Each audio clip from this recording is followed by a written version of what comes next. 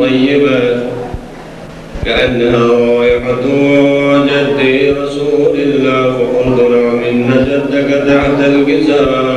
فأقبل الحسن نعم الكساء وقال السلام عليك يا جداه يا رسول الله، أتأذن لي أن أدخل معك تحت الكساء؟ قال وعليك السلام يا بلدي ويا صاحب عوضي، قد أذنت لك. فدخل الحسن عليه السلام معه تحت الكساء.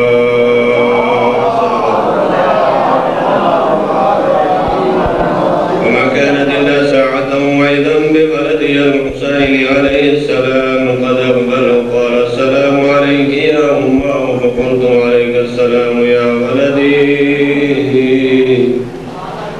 ويا قرة عيني وثمرة فؤادي. فقال لي يا أمه إني أشم عندك رائحة طيبة كأنها رائحة جدي رسول الله صلى الله عليه وآله وسلم. فقلت نعم إن جدك رفعك تحت الكساء. فدنا الحسين عليه السلام نعم الكساء وقال السلام عليك يا جدة. السلام عليك يا من اختاره الله، وتأذن لي أن أكون معكما تحت الكساء. فقال وعليك السلام يا ولدي ويا شافع أمتي، قد أذنت لك. فدخل الحسين عليه السلام معهما تحت الكساء.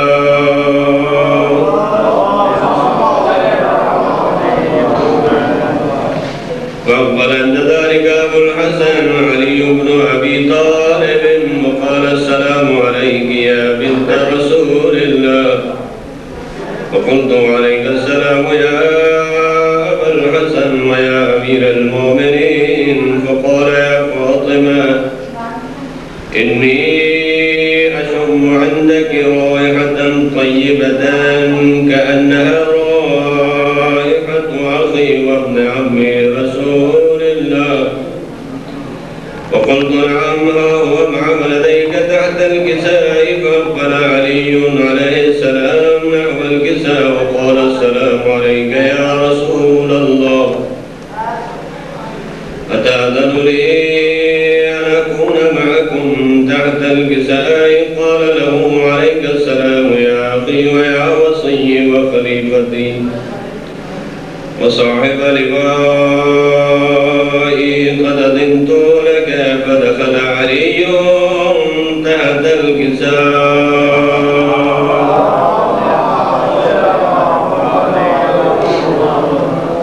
ثم أتيت نحو الكساء وقلت السلام عليك يا فتاه يا رسول الله، تأذن لي أن أكون معكم تحت الكساء؟ قال وعليك السلام يا بنتي ويا بضعتي، قد أذنت لك. فدخلت فاطمة الزهراء تحت الكساء.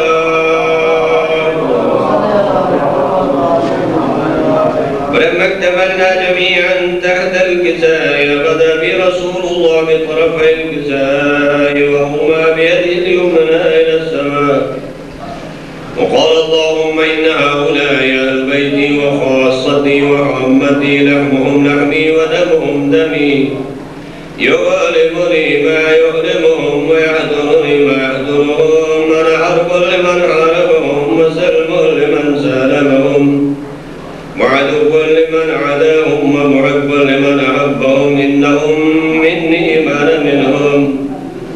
واجعل صلواتك وبركاتك ورحمتك وغفرانك ورضوانك علي وعليهم، وأذهب عنهم الرجس وطهرهم تطهيرا. الإحسان میرے مولا صدقے میں ترپاک کا ہماری دعائیں ہماری مناجات قبول درگاہ فرما. صدقہ محمد و آل محمد کا تمام مومنین کی پریشانیاں دور فرما. تمام بیمار مومنین مومنات کو شفائی کامل عنایت فرما. مولا تمام ارواح مومنین مومنات وری کا رحمت فرما. میرا مولا بانیان میں جس کے توفیقات میں اضافہ فرما. ان کے مرحومین کو وری کا رحمت فرما. مولا ہم سب سے رفع بلا دفع بلا فرما. محمد و آل محمد کی نظر کرم سب میں شامل حال فرما مولا ہمارے گناہوں کو معاف فرما مولا امام زمانہ کے ظہور میں تعدیل فرما دنیا میں زیارات تباداریات اور آخرت میں شفاعت محمد وآل محمد نصیب فرما ربنا تقبل منا انک انت السمیع العلیم بمحمد وآلہ اللہم صل علی آقا محمد حسین ذاکری صاحب نے حدیث کی ساتھ ہی اس مجلس کا آغاز فرمایا ہے تمام مومن سے اپیل ہے کہ وہ مجلس کے اندر میں آ کے مسجد کے اندر آ کے تشریف رکھیں اور کچھ سلسلہ اس طرح علی کے در پر آجا منکر علی کے در پر ابھی وقت ہے بچ جا ابھی وقت ہے بچ جا لعنت سے بچ جا علی کے در پر آجا منکر علی کے در پر مولا علی عمران کا بیٹا نبیوں کا جو ناصر ہے حکم نبی ہے اس کا ملک جو بھی ہے وہ کافر ہے دوزخ کہتی ہے آ کر ایندھن میرا بن جا علی کے در پر آجا منکر علی کے در پر علی کا دشمن بن کر اپنی ماں کو مجرم کہتا ہے شجرہ تو چھپتا ہی نہیں تو کس دنیا میں رہتا ہے ماتھے کی تحریر کو پڑھ کر ہم دیتے ہیں بتا علی کے در پر آجا منکر علی کے در پر ہم مولائے ملنگ علی کے نام کا نعرہ لگاتے ہیں سارے منافق اور مقصر چہرے مرجھا جاتے ہیں محفل سے اٹھ جایا ہم سے مل کے نعرہ لگا علی کے در پر آجا منکر علی کے در پر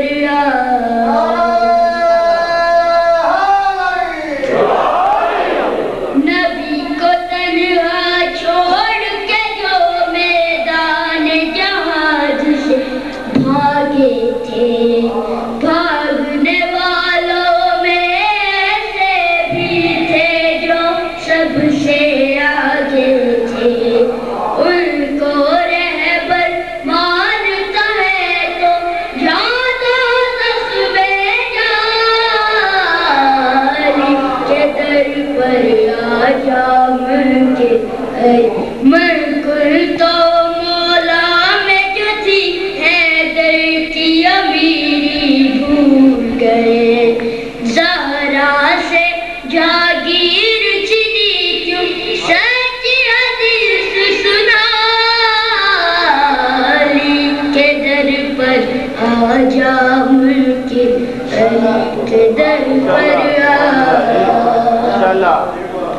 تو اور تیرے جیسے مسلمان اچھی طرح سے جانتے ہیں غوث بدار کتب و قلندر علی کا مرشد مانتے ہیں بندہ بن جا تو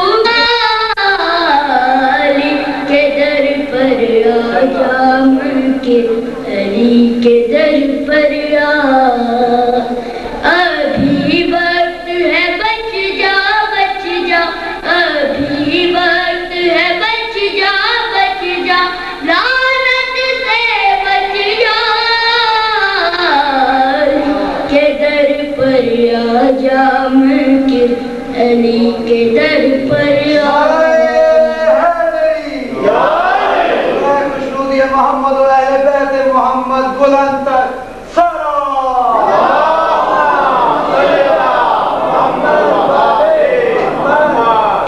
بآواز بلند تر صلوات اللہم صلی علی محمد و آل محمد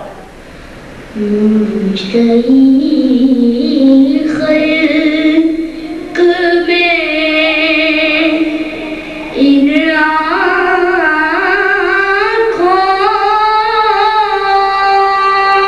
نے کیا کیا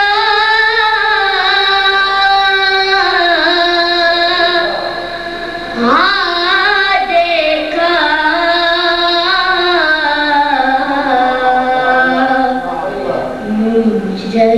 مجھئی خلق میں ان آنکھوں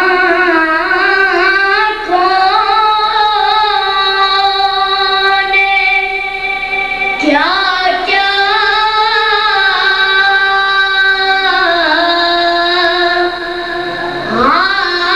دیکھا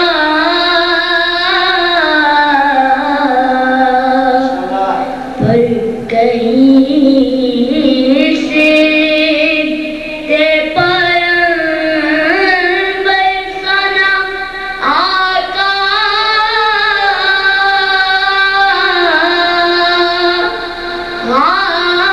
دیکھا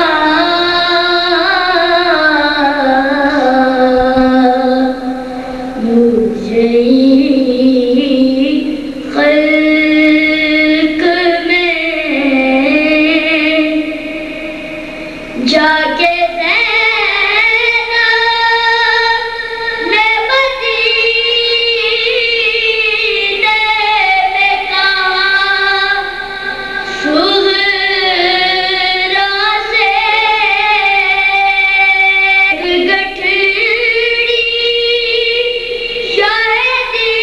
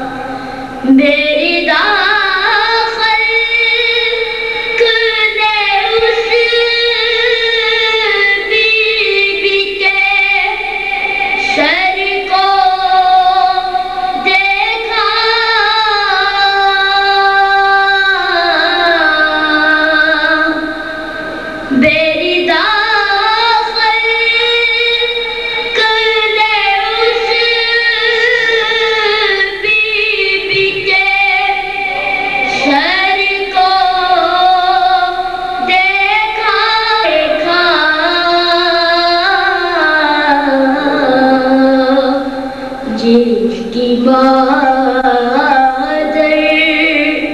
کا کسی نے نہ جنازہ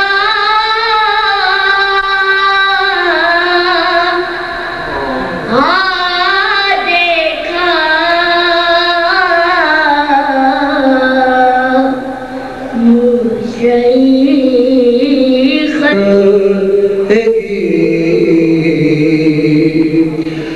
بغض حیدر میں تو پڑھ کے دیکھ لے اپنی نماز بغض حیدر میں تو پڑھ کے دیکھ لے اپنی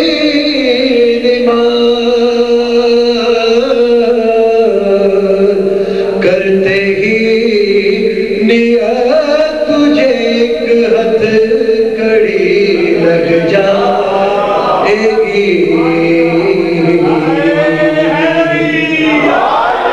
دشمن حیدر کو خالق نے صدا دی ہے جرا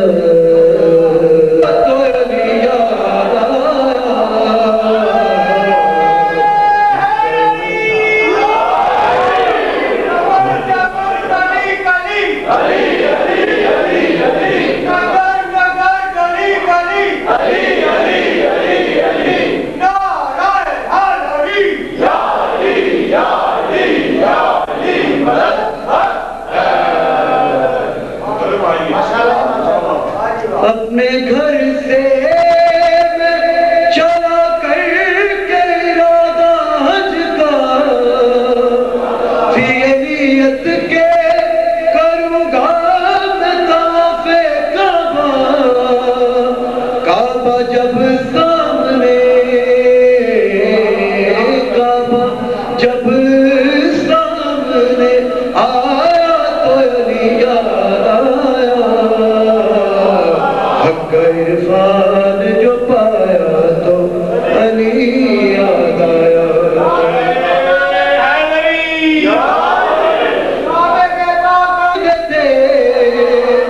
شیر یزدان کو بہادر وہ نہیں مانتے تھے ان کو مرغب نے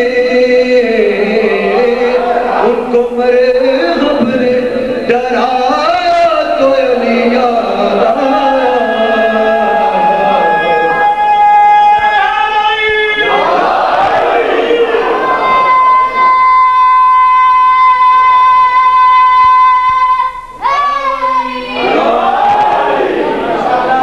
سینکڑوں سور متھے اور پہلوان ہزار یوں تھے خیبر میں سبھی یار مگر میرے یار مرد کا ذکر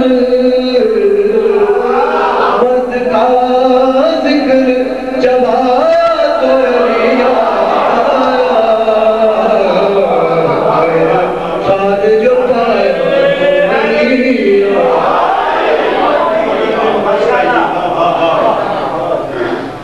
سینکڑوں سور متھے اور پہلوان ہزار یوں تھے خیبر میں سبھی یار مگر میرے یار مرد کا ذکر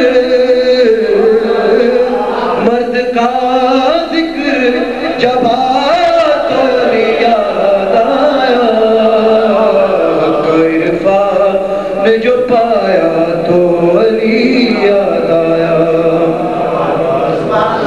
گھر تھا اللہ کا جسم کے ایک سے دو ٹکڑے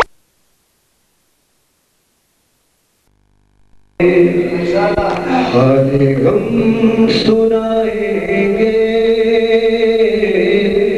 جب امام آئیں گے زخم دل دکھائے جب امام آئیں گے بامدر سجائیں گے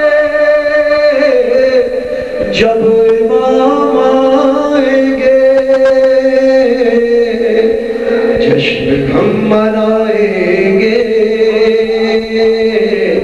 جب امام آئیں گے زخم ہے ابھی تازہ مکہ اور مدینے کے شام و کوفہ کرب و بلا ہم بھلا نہیں سکتے السقیفۃ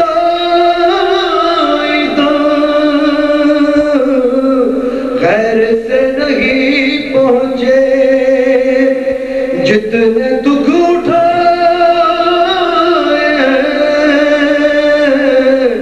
ہم نے کلمہ گویوں سے ایک ایک چکائیں گے ایک ایک چکائیں گے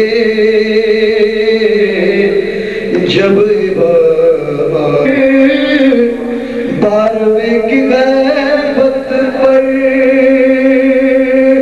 منصب نبوت پر سیدہ کی عصمت پر مرتضیٰ کی احمد سے متصل نیابت پر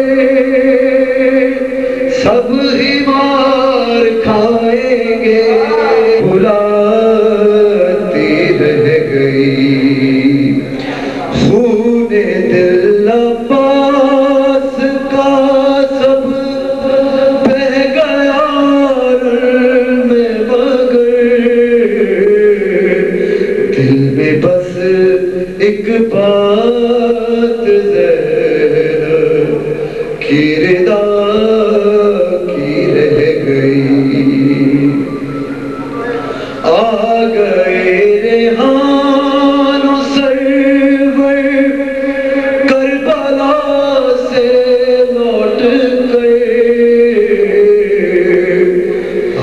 تک خوشبو بدن میں کربلا کی رہ گئی کیا رہا خیموں میں شہ کے ایک اداسی رہ گئی صلوات پر محمد والے التماس دعا مومن دعا کیجئے کہ یہ ذکر خیر جو ہم نے کیا اسے مولا اپنی بارگاہ محمد والے محمد کے صدقے میں قبول و منظور فرمائے جتنے حاضرین بھی آپ بیٹھے ہیں ان کی دلی بسم اللہ الرحمن الرحیم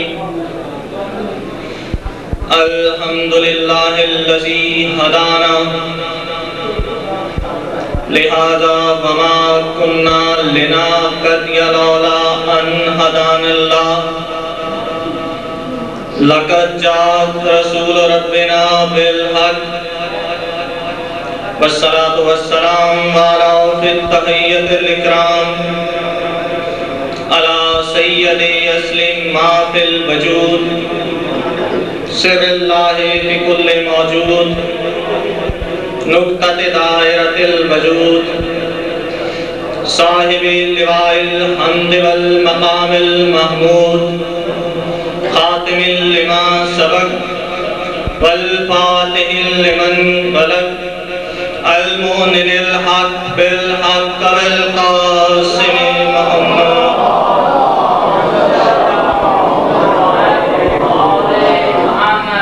وأهل بيته الطيبين الطاهرين المعصومين المسلومين المنتخبين الذين أذهب الله عنهم الرجس أهل البيت وطهرهم تطهيرا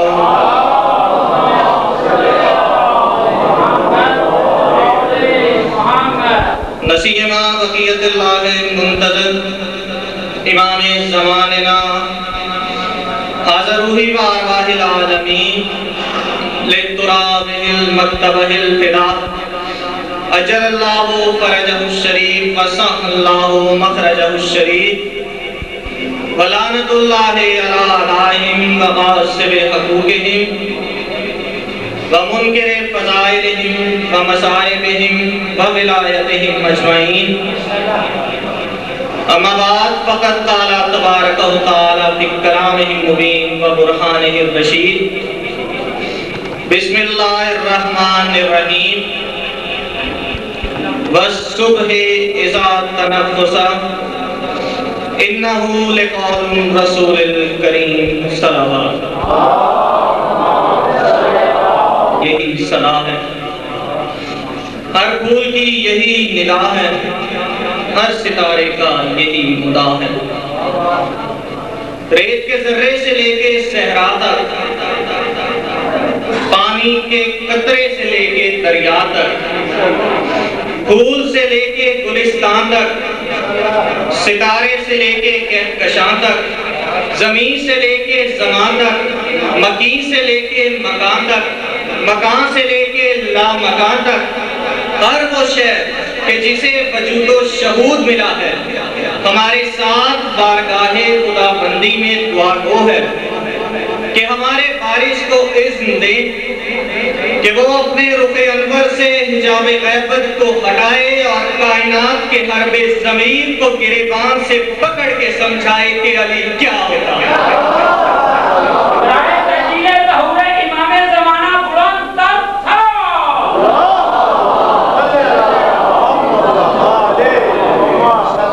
سامعین گرامی کر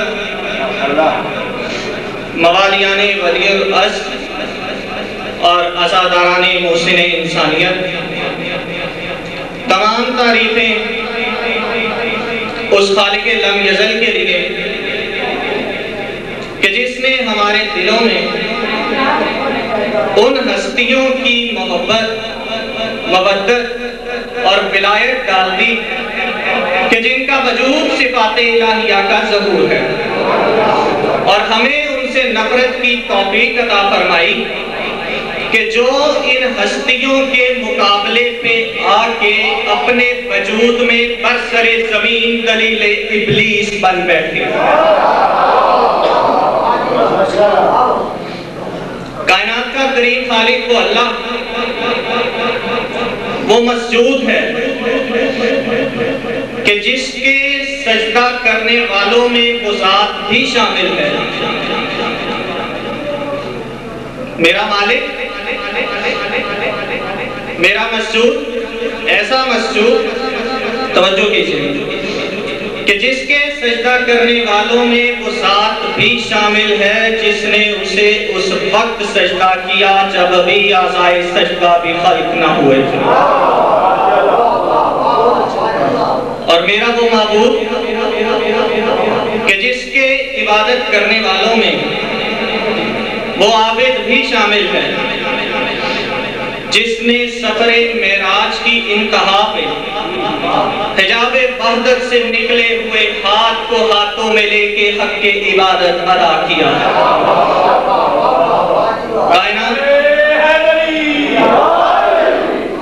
کائنات کا کریم خالق وہ اللہ کائنات سے خطاب فرما رہا ہے، اور اللہ کائنات سے جب بھی خطاب فرماتا ہے وہ بغیر وسیلے کے نہیں ہوتا۔ یہاں پہ بھی وہ مربی دین اسلام، ناشر تبلیغات الہیہ، مصدر ولایت مطلقہ، زعیم مکتب حجت الہیہ، سرکار ابو طالب کی آغوش کے پروردہ،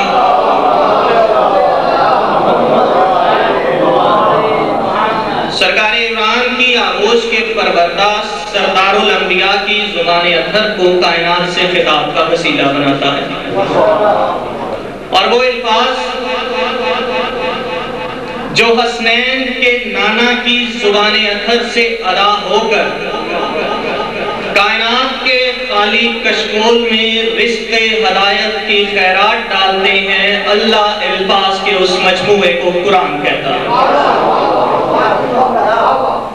اسی قرآن کی ایک شہرہ آفاق سورہ تکویر کی 2 آیات میں نے تلاوت اور آپ احباب نے سماعت کرنے کا، یہ اٹھے تو آیت آتی ہے، یہ چلے تو آیت آتی ہے، یہ بیٹھے تو آیت آتی ہے، یہ حالت نماز میں انگوٹھی دے تو آیت آتی ہے، یہ کسی کو گود میں بٹھائیں تو آیت آتی ہے، کسی کو محفل سے اٹھائیں تو آیت آتی ہے۔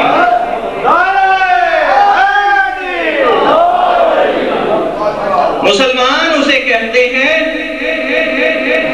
کہ جو آیتوں پہ عمل کرے، آل محمد انہیں کہتے ہیں کہ جن کے عمل پہ آیتیں آئیں۔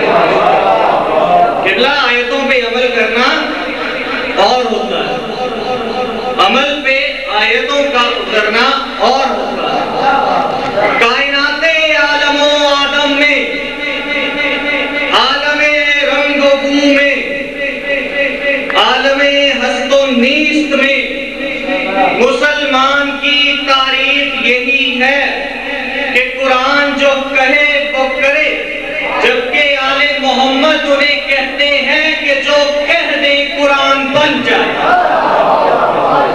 یہی وجہ ہے کہ رات کا وقت تھا، مدینے کا شہر تھا، کائنات کا عظیم ترین پیغمبر اپنے حجرہ شریعت سے مسجد نبوی کی طرف چلا، اور اس ڈھنگ سے چلا، اس رنگ سے چلا۔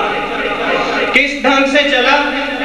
کہ یمشور علی الارض کے نالین پہن کے، یا ایھا المدثر کی دھونی لگا کے، یا ایھا المزمل کی چادر اوڑھ کے، اپنی باللیل والی زلفوں میں کنگھی کر کے، مرج البحرین کا سرما لگا کے، سج دھج کے، کائنات کا عظیم ترین پیغمبر حجرہ شریعت سے مسجد نبوی کی طرف چلا کہ اس سجے ہوئے رسول کو دیکھ کے اللہ نے آیتیں نچھاور کرنا شروع کر دی۔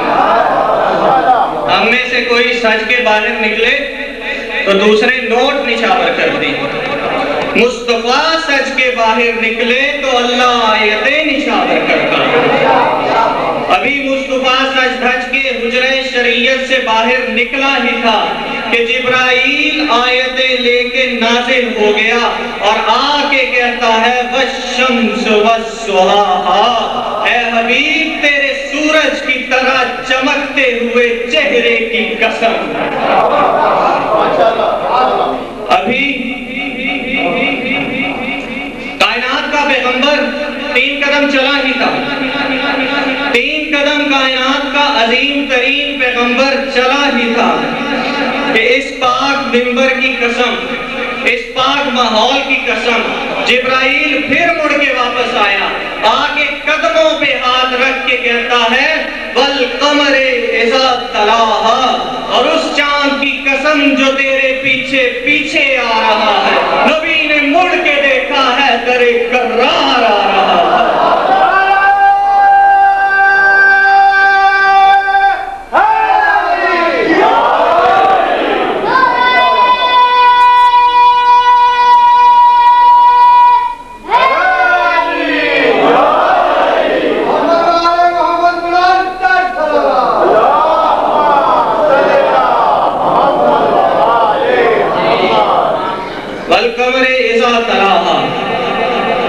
اس چاند کی قسم جو تیرے پیچھے پیچھے آ رہا ہے، اور تلاہا کا لفظ نکلا ہے تالی سے، تالی، اور تالی کے ہیں 2 مطلب۔ ایک مطلب پیچھے پیچھے آنے والا، اگر یقین نہ آئے تو کسی بھی پڑھے لکھے مولوی سے پوچھ لیں کہ تالی کے 2 مطلب ہیں، لیکن پڑھے لکھے مولوی سے پوچھ لیں، اس مولوی سے نہیں جو بنی امیہ کے دسترخوان پہ بچی ہوئی ہڈیوں کو چوس چوس کے پروان چڑھا ہو، پڑھے لکھے مولوی سے۔ تالی کا ایک مطلب پیچھے پیچھے آنے والا، اور تالی کا دوسرا مطلب گھوڑ سواری کے میدان میں چوتھے نمبر پہ دکھائی دینے والی سواری۔ ان دونوں مطالب کو اکٹھا کریں تو تالی کا مطلب جو بنتا ہے پیچھے پیچھے آنے والا، اس طرح سے کہ ذرا سا بھی فاصلہ نہ رہ جائے، اور اسے کہتے ہیں بلا فصل۔ پتہ یہ چلا کہ اللہ تعالی کائنات کو بتانا یہ چاہتا ہے کہ دنیا کے لوگ جسے مرضی جو مرضی کہتے رہے، مجھ اللہ کی نظر میں اصل بلا فصل وہ ہے جو دنیا کو چوتھے نمبر پہ نظر آئے۔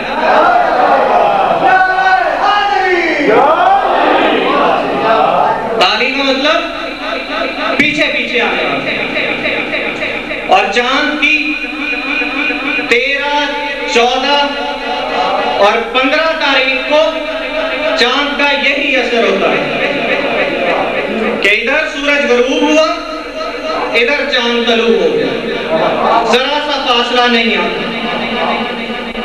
اور اسی لیے تو نبی کریم نے فرمایا تھا انا الشمس، میں سورج ہوں، علی القمر، اور علی چاند ہے۔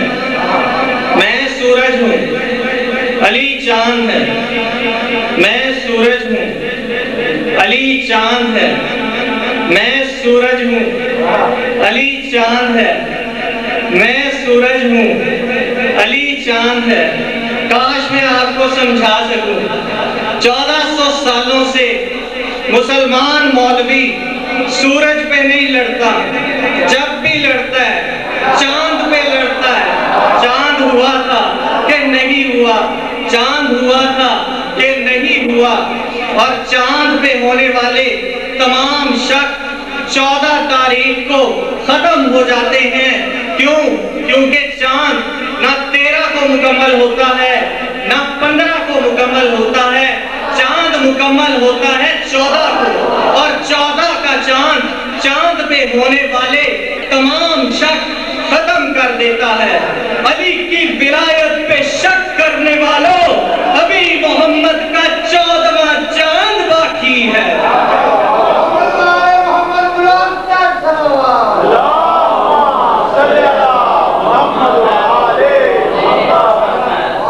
اور یہ خلیفہ بلا فصل، شریع کپڑے خلیفہ بلا فصل کے بنے ہی علی کے لیے۔ یہ کپڑے میں پہن کے آیا ہوں، میرے کپڑے مجھے پورے آ رہے ہیں۔ کسی بچے کو کھڑا کر دیں یہاں پہ اور پہنائیں گے کپڑے، نہیں پورے آئیں گے۔ کیوں نہیں آئیں گے؟ بھئی اس کے ناپ کے ہی نہیں ہیں۔ جس کے ناپ کے نہیں ہیں اسے پہنا کے اسے ہی گندا کرنے والی بات ہے نا۔ اب یہ کپڑے خلیفہ بلا فصل کے ہیں ہی علی کے۔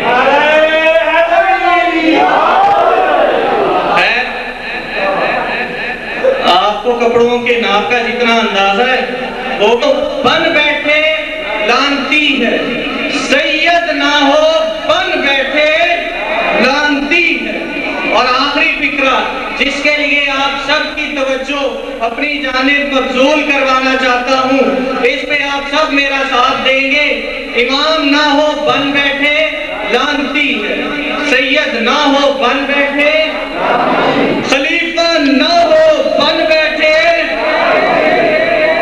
درود بھیجے محمد والے۔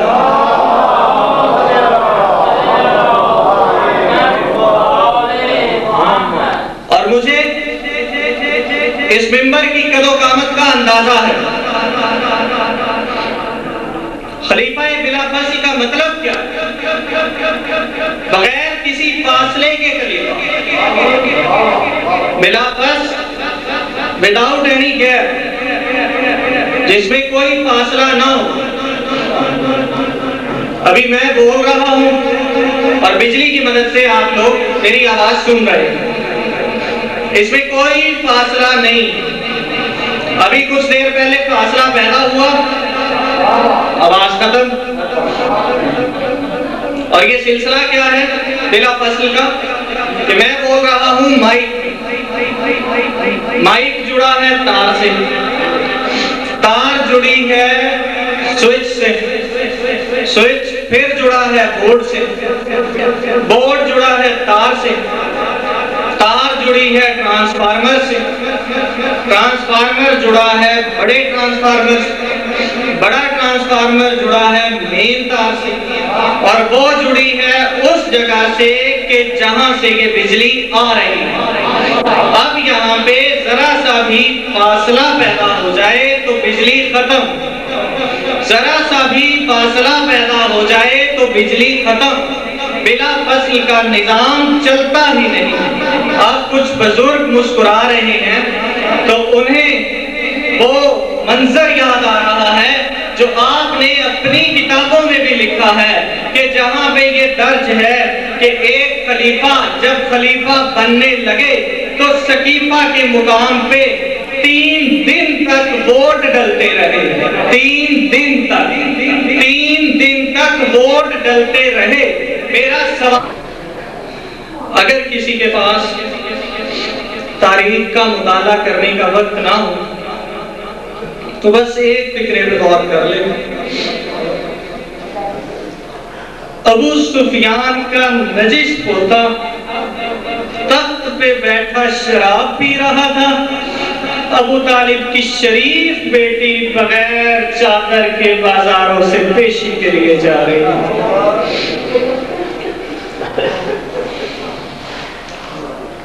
بالآخر وہ گھڑی آئی کہ جب رہائی کا حکم صادر ہو گیا. اور یہ جو رہائی بھی ہوئی ہے یہ کوئی رسول اللہ اس یزید کے خواب میں نہیں آئے کہ آ کے کہہ دیا کہ چھوڑ دے تو چھوڑ دیا. نہیں، جس بغیرت کو اللہ کا خوف نہیں تھا اسے رسول اللہ کا خوف کیا ہوا یہ تھا کہ بی بی کے شام کے خطبات نے ایک بغاوت کا سما پیدا کر دیا. اس نے مجبوراً رہائی کا حکم دیا.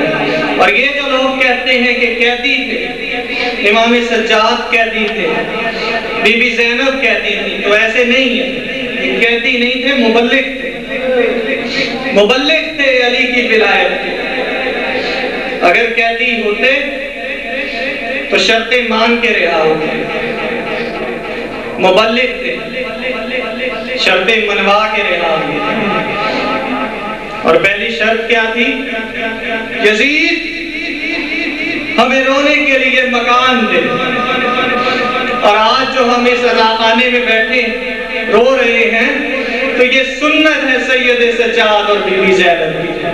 آج ہم سے لوگ یہ سوال کرتے ہیں کہ آج پہ ماتم کیوں کرتے ہیں، تو انہیں بتایا کریں کہ یہ سنت ہے اس بی بی کی کہ جو شام غریبہ میں امام سجاد کو جلتے ہوئے خیموں سے کبھی اس طرف کبھی اس طرف، کبھی ایک خیمے کی طرف کبھی دوسرے خیمے کی طرف لے کے جاتی بھی جاتی تھی اور کہتی بھی جاتی تھی، اے بھیا حسین، تیرا مرد ہو کے علی اکبر کے کلیجے سے برچھی نکالنا آسان ہے، میرا مستور ہو کے سجاد کو کمر پہ اٹھانا مشکل. اور جب یہ رہائی ہوئی تو اس وقت ایک مجلس برپا کی گئی. اور جانتے ہیں اس کا ذاکر کون تھا؟ اس کی ذاکرہ تھی ملکہ شام. شام کی عورتوں کو بلایا گیا. جب سب عورتیں آ گئیں تو ان کی گودوں میں بچے تھے. ان بچوں کو دیکھ کے بی بی نے پہلے دعا کی، اے شام کی عورتوں، تمہاری گودیں ہمیشہ ہری بھری رہے. کبھی ہماری گودیں بھی اس طرح تھیں. اور مجھے یاد ہے کہ جب میں شام آئی تو تم لوگوں نے میرا استقبال کیا.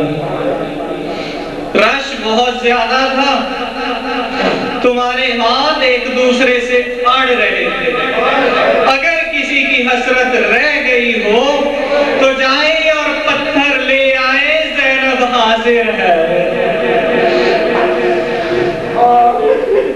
مختصراً قافلہ چلا، چونکہ دامنے وقت میں وسعت بھی نہیں تو بس آخری فکرے، روتا وہی ہے جس کے نصیب میں ہوتا ہے، اور جس کے آنسو اکٹھی کرنے کے لیے بی بی فاطمہ اپنا رومال لے کے آئی ہوتی ہے۔ چلیے جنازہ اگر اٹھے لاکھوں کا مجمع ہو، سارے نہیں روتے، کوئی کندھا دے کے چلا جاتا، کوئی جنازہ پڑھ کے چلا جاتا، کوئی رستے میں چھوڑ کے چلا جاتا ہے، دو چار ایسے ہوتے ہیں، کوئی دائیں گر رہا ہے، کبھی بائیں گر رہا ہے، نہ اسے کپڑوں کی فکر، نہ اسے پاؤں میں چپل کی فکر، اسے دور سے دیکھنے والا کہہ دیتا ہے کہ یہ غریب کا کیا لگتا ہے۔ ہمیں رونا اس طرح سے ہے کہ عرش پہ بیٹھے ہوئے فرشتے بی بی فاطمہ الزہرا سے پوچھیں کہ یہ مومن، اس نے تو حسین کو ذبح ہوتے بھی نہیں دیکھا، یہ حسین کا کیا لگتا ہے؟ جب یہ قافلہ مدینے پہنچ گیا تو سب کچھ بی بی ساتھ لے آئی، بس ایک چیز ساتھ نہ لا سکی، آخری 1 منٹ، اور وہ کیا تھا؟ غریب حسین کا امامہ۔ اور یہ امامہ کہاں رہ گیا؟ ایک لعین تھا مالک ابن بشر، اس لعین نے یہ امامہ اٹھا لیا۔ ابن زیاد کوفے میں دربار لگا کے بیٹھا تھا اور کہتا تھا کہ جو جو حسین کے جتنے بڑے تبرکات لائے گا اتنے بڑے انعامات ملے گا۔ یہ گیا، لیکن دشمنوں کی تعداد، حسین کے دشمنوں کی تعداد اتنی زیادہ تھی کہ شام تک اس کی باری نہ آئی۔ شام کو اعلان ہوا کہ صبح آنا، جتنا بڑا تبرک ہوگا اتنا بڑا انعام ملے گا۔ یہ بغیرت گھر گیا، گھر جا کے امامے کو صندوق میں رکھا اور سو گیا۔ اس کی مومنہ بیوی کو جب خوشبو آئی تو وہ اٹھی اور اٹھ کے کہتی ہے بغیرت کس کا گھر اجاڑ آیا ہے؟ یہ کہتا ہے کوئی نہیں، باغی تھا۔ بی بی بولتی بکواس نہ کر، اگر یہ باغی ہوتا تو بی بی زہرا میرے گھر میں ماتم کیوں کرتی؟ سچ سچ بتا یہ کون ہے؟ اس نے جب یہ سنا تو پاگل جنگلوں میں چلا گیا، جنگلوں میں دوڑتا بھی جاتا تھا اور کہتا بھی جاتا تھا امامہ میں نے لوٹا ہے، میں بی بی کو نہیں دوں گا، امامہ میں نے لوٹا ہے، تحفہ مجھے ملے گا۔ 1 سال ہو گیا، جنگلوں میں بھاگتا رہا اور کہتا رہا امامہ میں نے لوٹا ہے، کسی کو نہیں دوں گا، تحفہ مجھے ملے گا۔ 2 سال کے بعد یہ مر گیا، امامہ وہیں پہ رہا۔ 3رے سال امامہ ریت میں رہا۔ 4تھا سال آیا، حاجیوں کا قافلہ مکے سے مدینے آنے لگا۔ ایک حاجی کو امامے کی خوشبو آئی، اس نے امامے کو اپنے صندوق میں لیا اور مدینے کی طرف چل پڑا۔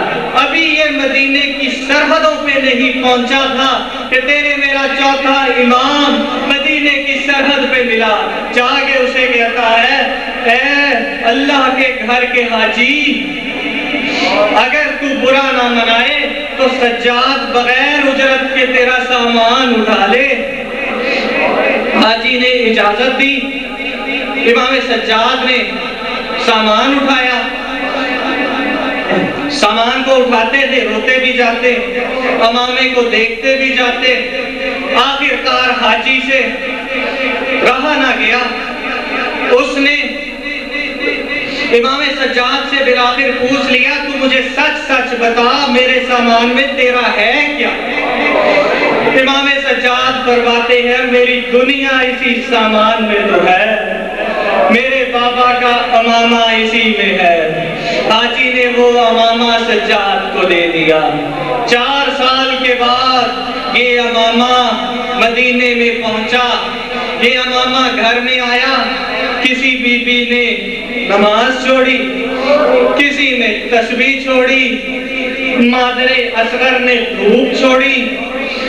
اب بی بی زینب آئیں، انہوں نے آ کے اس امامے کو اٹھایا، امامے کو کھولا، اس میں کہیں نیزے کے نشان، کہیں تلواروں کے نشان، کہیں گرز کے نشان۔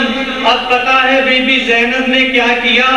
بی بی زینب نے کسی سے کوئی شکایت نہیں کی، اس امامے کو اٹھایا اور نبی کریم کے روزے کی طرف چل پڑی، نبی کے روزے پہ پہنچی، امامے کو کھولا، اس امامے کو نبی کریم کی قبر پہ رکھ دیا۔ امامے کا قبر پہ پڑنا تھا کہ قبر میں زلزلہ آ گیا، نبی کی آواز آئی، اے میری بیٹی، مجھ سے برداشت نہیں ہوتا، یہ امامہ اٹھا لے۔ بی بی نے کہا، اے نانا، مرد ہو کے، نبی ہو کے، آپ سے حسین کا امامہ برداشت نہ ہوا تو میں مستور ہو کے 70 قدم پہ کھڑا۔ صلواتک علیہ وعلی آبائہ فی هذه الساعة وفي كل ساعة وليا وحافظا وقائدا وناصرا ودليلا وعينا حتى تسكنه أرضك طوعا وتمتعه فيها طويلا يا مقلب القلوب والأبصار ويا مدبر الليل والنهار ويا محول الحول والأحوال حولنا إلى أحسن الحال اللهم يا ولي رهم تطهيرا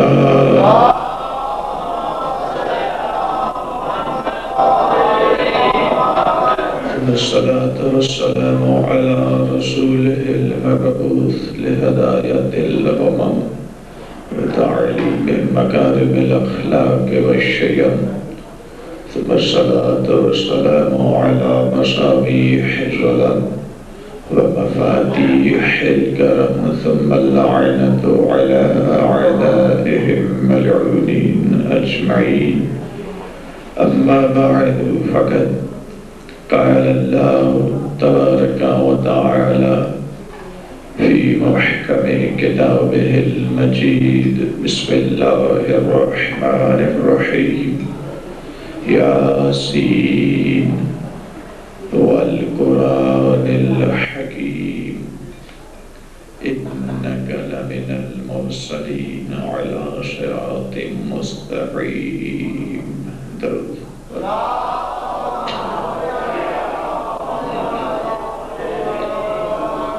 نعرہ تکبیر، آواز بلند یکسر کے نعرے کا جواب دے. نعرہ تکبیر، نعرہ رسالت، بلندر نعرہ رسالت، نعرہ حیدری، بلندر نعرہ حیدری. حسینیت، حسینیت، یزیدیت، یزیدیت، باز بلند صلوات.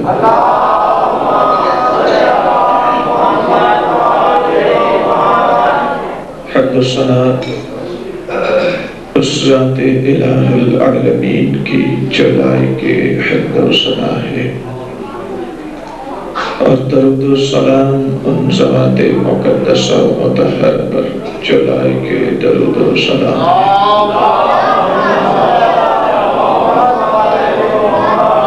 اور نفرت و لعنت ایسے لوگوں پر جلائی کے نفرت و لعنت ہے. بس میں رسالت مآب میں دو طرز کے لوگ ہوتے تھے. میں اپنی گفتگو کی ابتدا کر رہا ہوں، آپ کی تھوڑی سی توجہ چاہیے۔ بس میں نبی کونین میں رسول کی بارگاہ میں دو طرز کے لوگ تھے۔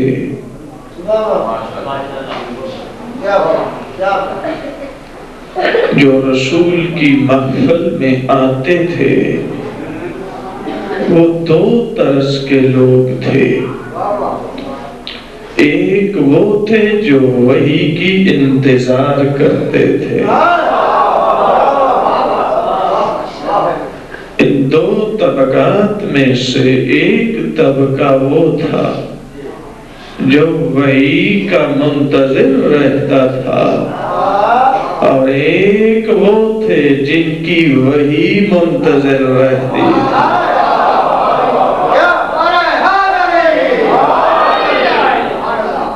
یہ دو طرز کے طبقات بزم رسالت مآب میں تھے۔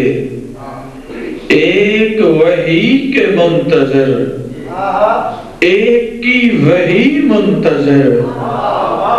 جو وحی کے منتظر تھے وہ وحی کے لیے کہتے تھے وحی آئے تو پھر کچھ کریں، وحی آئے تو پھر کچھ کریں۔ جن کی وحی منتظر تھی وحی ان کے لیے کہتی تھی کچھ کریں پھر میں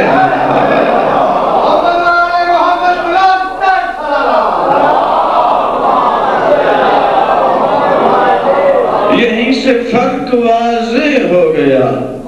کتنا فرق ہے صحابہ میں اور ابو طالب میں، فرق واضح ہو گیا۔ کتنا فرق ہے صحابہ میں اور علی اور ابو طالب میں، کہ جو وحی کے منتظر رہتے تھے انہیں صحابہ کہا جاتا ہے، اور جن کی وحی انتظار کرتی تھی انہیں علی اور ابو طالب کہا جاتا ہے۔ یہ کچھ کریں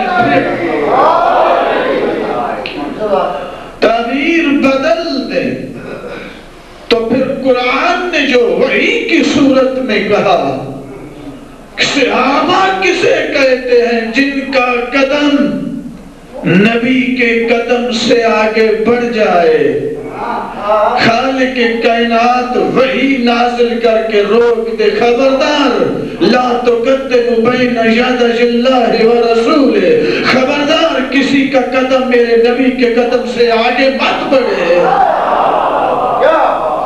صحابہ کسے کہتے ہیں؟ فرق کرنا ہے میرے محترم۔ یہ دو طرز کے طبقات بزم رسالت مآب میں، ایک وہ جن کا قدم آگے بڑھ جائے، اللہ فرمائے خبردار کسی کا قدم میرے نبی کے قدم سے آگے مت بڑھے۔